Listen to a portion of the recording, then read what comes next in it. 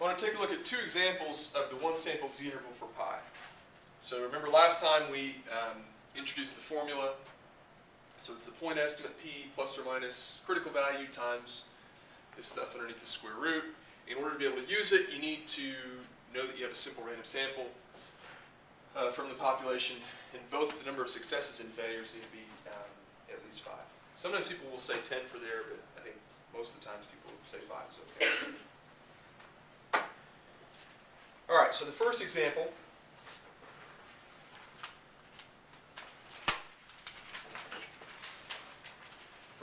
from the notes. It says a baseball player has 14 hits out of 47 attempts. The first thing I want to emphasize, and this is important because sometimes people make this mistake when they're doing this on an exam or something. What is it about this problem that would suggest that we should be looking at proportions and not averages? What is it about the way this problem is presented? A number out of another number. Yeah, a really big idea here is you see how the data is given to you. It says this many out of this many successes out of this many trials, right? Anytime your data comes to you as this many out of this many, you should think, oh, I better do proportions. Now that's not the only time, but that's a big hint. Another thing is, think about each trial, or each thing you're recording, right? The things you're recording are attempts at hitting a baseball, right? And so when this player swings and either hits or doesn't hit or gets a hit or gets an out or whatever happens, what are we recording? Either you got a hit or you did not get a hit. That's a success failure, right? So it's really important. If you try and use a t interval, you say, oh, I'm going to do a t interval from you here. You're not going to be right. In this unit, actually plugging in and doing the intervals usually isn't that tough. The thing that's probably the hardest for this is picking the right procedure, picking the right interval. Okay? So, number one, what's the point estimate for pi? What's the point estimate for pi? 14. 14 is not right. Remember, proportion had... 0.297. Give it to me as a fraction. 14 out of 47. 14 over 47. Remember what's going on here. Pi is the proportion of successes in the population. And maybe we'll talk about this in a moment. It's not exactly clear what the population here is. But the sample, we have 47, supposedly a simple random sample of 47 attempts here. And we have 14 successes out of the 47. So we don't know what pi is, but p is 14 over 47. And you want us to leave that as a fraction? Yeah, fraction's fine. I mean, if you want to go to a decimal, make sure you go to 4 places. So, I was going to say, because like in the formula, you know, it's p times 1 minus p. And you're going to get a negative if you just said 14, right? And you can't square root it. well, yeah, sample proportion has to be between 0 and 1, right? P has to be between 0 and 1. If you try and give me something like 14, that doesn't work. I mean, it doesn't make sense. It's wrong. So yeah, you'll have more problems than just that. So 2979, if you wanted to go to 4 places with it. Leaving things as a fraction is fine. Okay, number 2, get a 99% confidence interval for pi.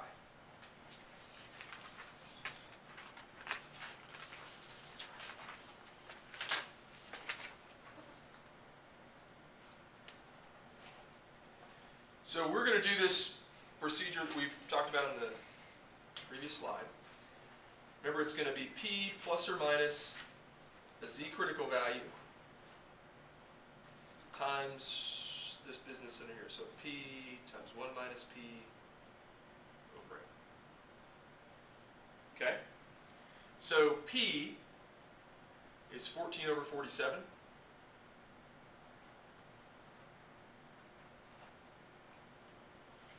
plus or minus z critical value. We're doing 99%, so 2.5758. 2.5758. Is everybody clear on where that came from? I thought I heard somebody say 3 point something, which, did I hear somebody say 3 point something? Oh, okay. Yes, I don't think if you, what sometimes people will try and do here is say, oh, we have 47 is our sample size, so I should use 46 degrees of freedom and do a t. Not here. For this one, you always use a z. Okay? So 2.5758 times the square root of p times 1 minus p. So 14 over 47 times 1 minus 14 over 47 divided by 47. It can be a little bit tricky when you enter in your calculator with a fraction, although it's not that bad. If you want to use the decimal, go to 4 places with it. So,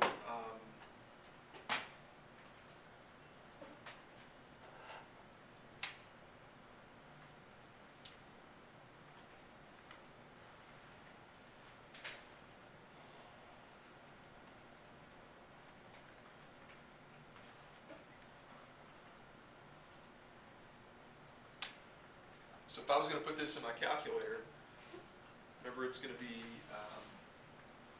14 over 47 times parenthesis 1 minus 14 over 47. That divided by 47 close parenthesis, because the entire thing's under square roots. So if I was going to do it with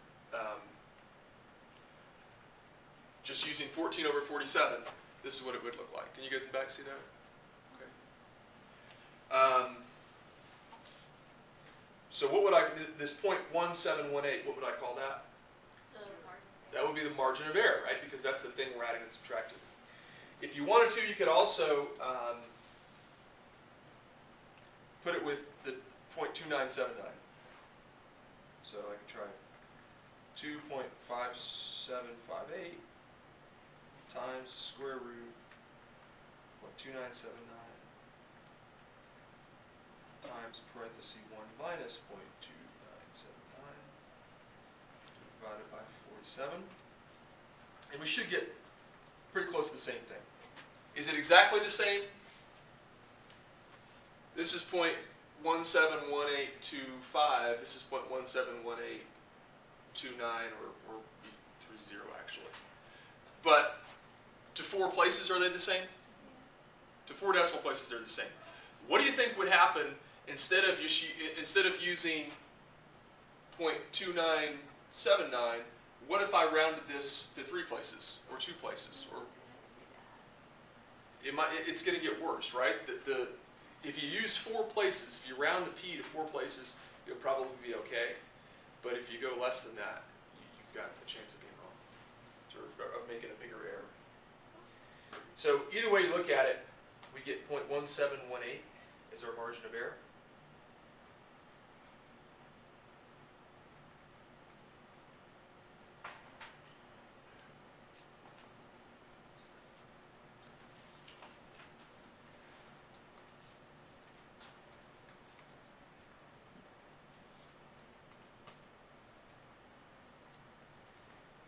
And then if we do the addition and subtraction, I'm getting 0.1261.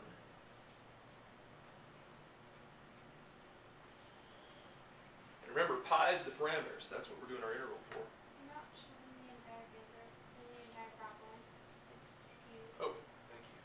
Forgot to zoom out.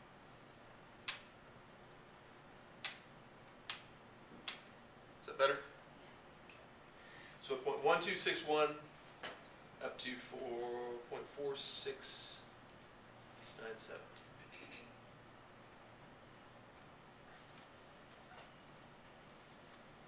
So this is our 99% confidence interval for pi. Okay. Any questions on this?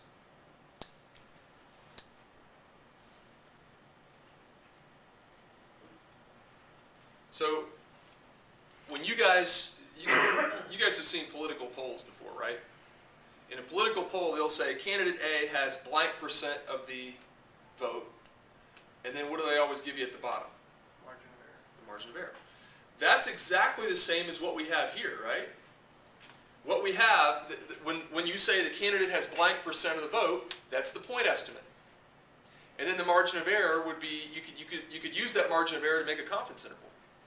So you guys have actually seen confidence intervals, you just didn't know it. That's what a political poll with a margin of error is. It's a point estimate and a margin of error, but a point estimate with a margin of error you could actually put together to make a confidence interval. So for this one, the margin of error is 17.18 percentage points. That's a pretty wide margin of error, isn't it? Right? So what do margin of errors look like in political polls that you see a lot of times? 3-4%. Not 3-4%, 3 or 4 percentage points. When you add and subtract percentages, you get percentage points, not percent. Yeah, so here the margin of error is 17.18 percentage points. A lot of times in a political poll, you'll have 2.5, 3 percentage points. So this is a pretty wide margin of error. Why do you think it might be a wide margin of error? Do you want to guess? It's kind of a small sample size. If all you're recording is a success and failure, just 47 of them is not that big of a sample size.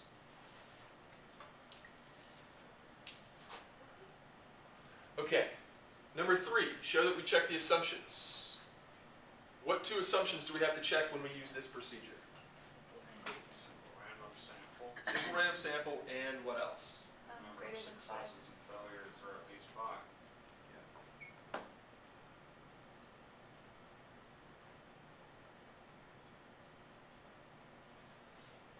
So the easy one to check here is, do we have at least 5 successes and failures? Yeah, how many successes do we have? 14. And how many failures do we have? We have 14 successes. How do we get the number of failures? Yeah, it's called subtraction, right? So take 47 minus 14.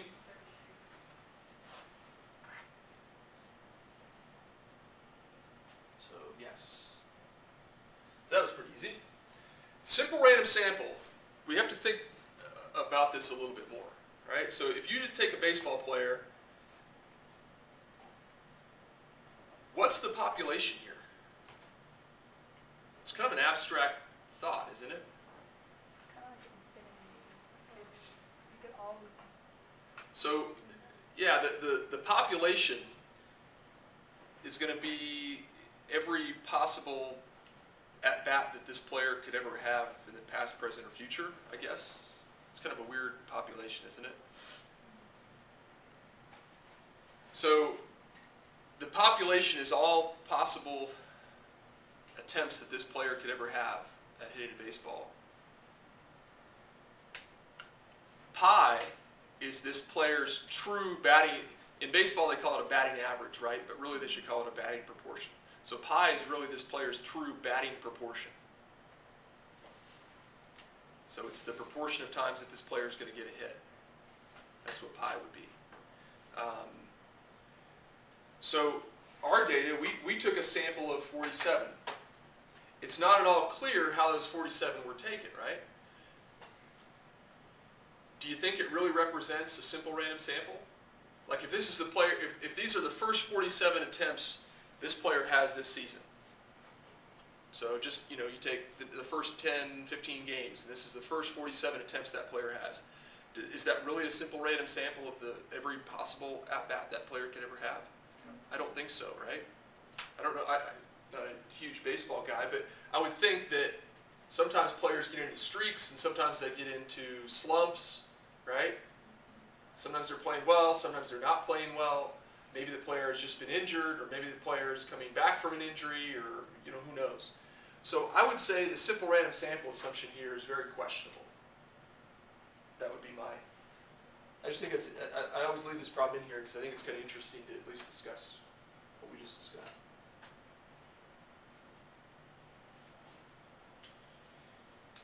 So again, if those 47 attempts don't represent a simple random sample, if it's not representative of this player's entire career, then can we really use these 47 to make some sort of judgment about that player? Maybe not.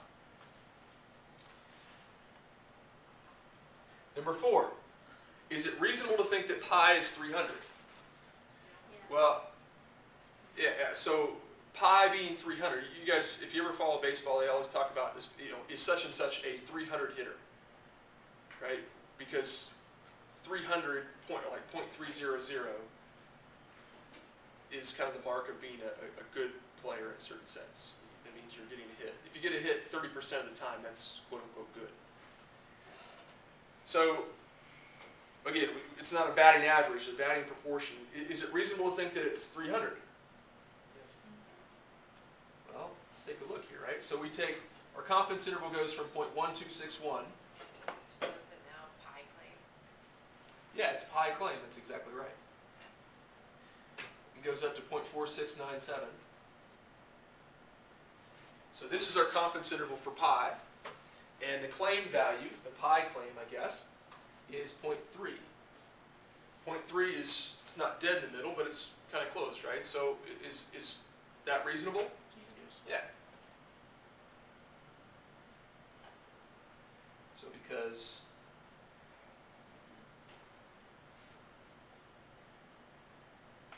But now, would that change our claim since we're saying that the SRS is questionable?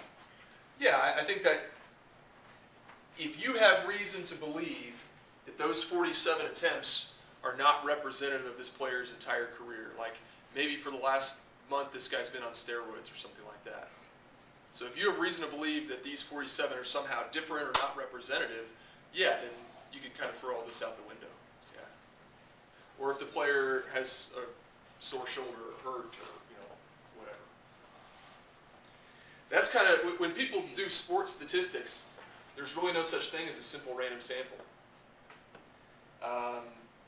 So it's tough to make those determinations. People are trying to make determinations about players based on not having simple random samples. So you have to assume or somehow hope that the data that you have is representative of that player as a whole, which is not always an easy thing to understand. Any other questions about that one?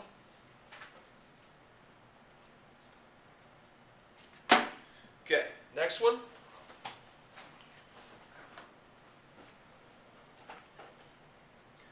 A political scientist finds out that 77 out of 128 voters that were randomly sampled will vote for candidate A.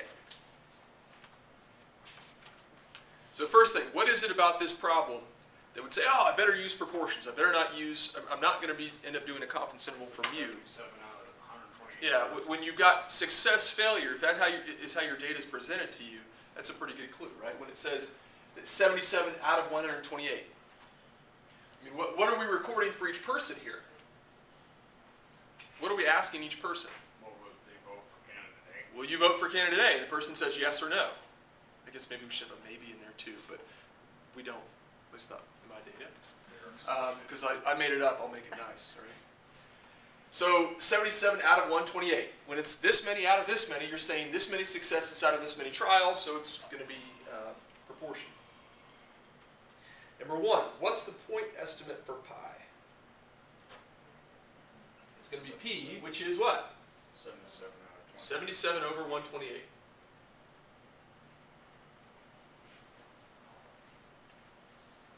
Yeah, like 6016. Did you say it's 6016?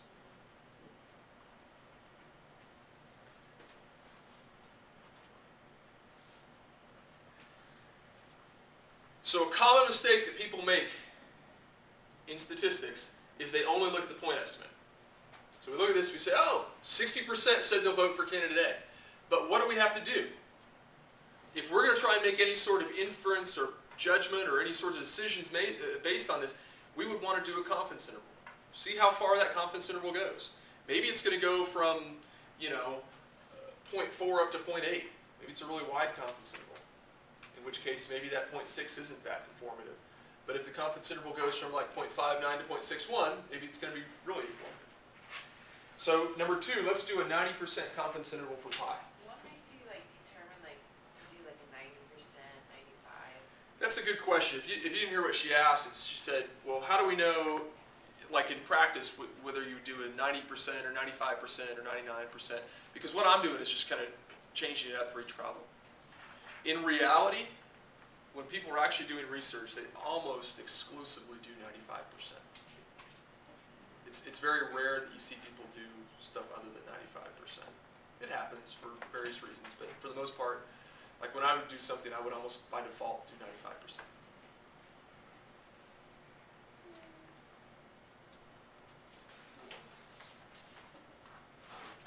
But that's a good question.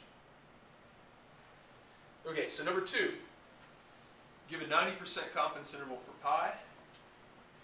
So it's going to be p plus or minus. For this procedure, we're going to use a z critical value only. P times the complement of p over n. So p is 77 over 128. Maybe we could just use the decimal out to 4 places if you want to. Don't round to less than 4 though. 0.6016 plus or minus. We're doing 90%, so what's the z critical value going to be? 1.6449. Right. If it's a z value, you use the infinite degrees of freedom on the t.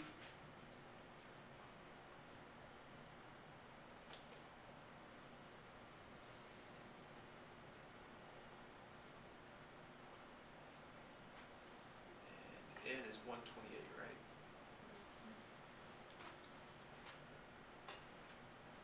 So maybe we should do the margin of error first, because remember the margin of error on the homework, sometimes I ask for those. So 1.6449 times square root 0.6016.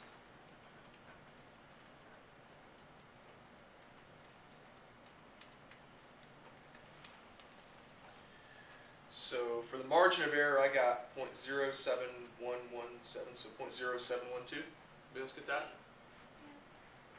Yeah. 0.712? Is that not what you got? Maybe I said it wrong.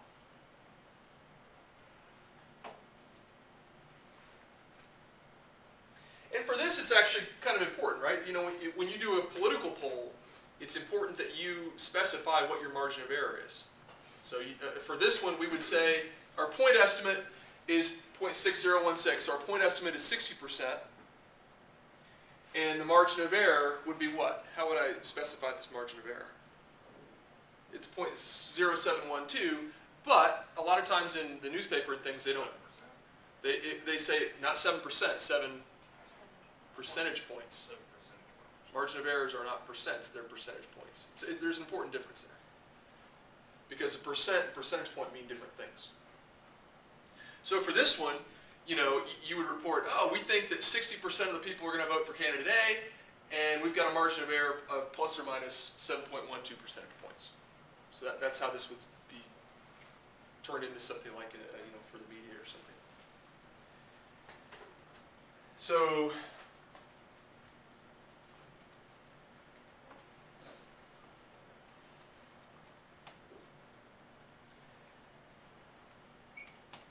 the 90% confidence interval looks like it goes from 0.5304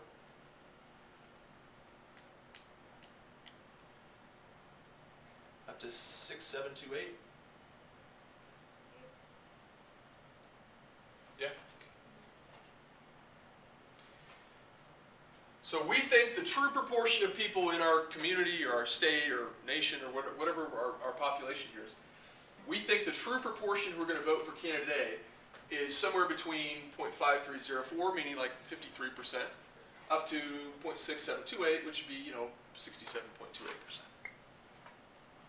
That's where we think the pi is. Number 3, show that you checked the proper assumptions. I think it actually said random sample, didn't it? So hopefully it was a simple random sample.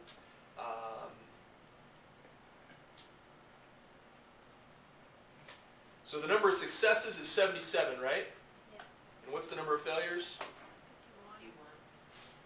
51. Both of which are larger than 5, so we're okay.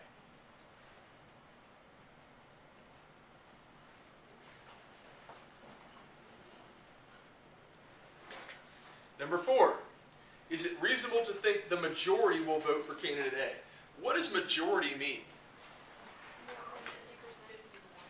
Majority means more than 50%, more than half, right? So let's take a look at our... It's important to remember those because on a test or homework or something, I might ask questions regarding majority or minority. Majority means more than half, minority means less than half. So if I say majority, we'll take a look at our interval. Our interval goes from 0.5304 up to 0.6728. Majority means more than half, so let's consider half. Is our interval entirely above a half? Yeah, it is, right? So is it reasonable for us to say the majority, do we think a majority is going to vote for candidate A? Yeah. Yes. And then the NVD would just be, well, okay, if we think a majority are going to vote, what's the minimum amount we think we have a majority by? It's probably not the right way of saying it, but what would it be? It's just this distance here, which would be 0.0304, wouldn't it? Right, so yes, we have evidence the majority are going to vote for candidate A, and we think we have a majority by, at least 3.04 percentage points, but it could be more, if we're up here.